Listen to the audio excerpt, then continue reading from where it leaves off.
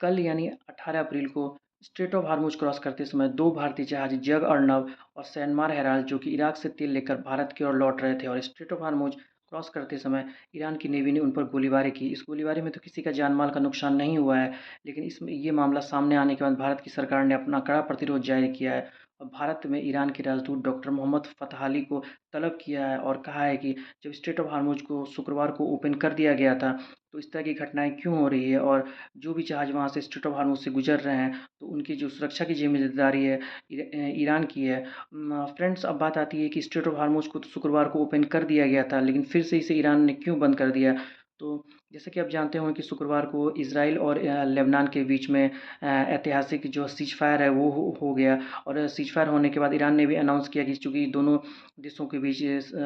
Ceasefire हो गया, तो इस वजह से हम स्ट्रेट ऑफ हार्मुज़ को ओपन कर रहे हैं। लेकिन इसी बीच अमेरिका ने वहाँ से ईरानी बंदरगाहों के पास से समुद्री नाकाबंदी जो है, नेवल ब्लॉकआउट जिसे कहते हैं, उसे हटाने से मना कर दिया, जिसके बाद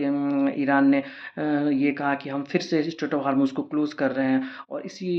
इसी वजह से स्ट्रेट ऑफ हार्मुज़ फिर से क्लोज़ हो गया। इस मामले में जो एक और जो ऑडियो है वो सोशल मीडिया में आया है जिसमें कि भारत के जो इंडियन के जो जहाज़ के कैप्टन हैं वो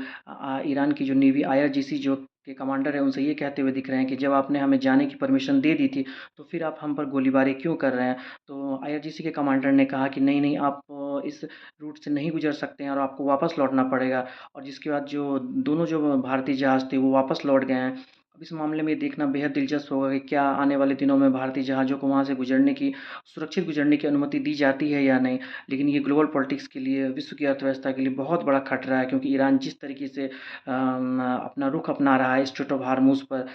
तो ये सही नहीं है।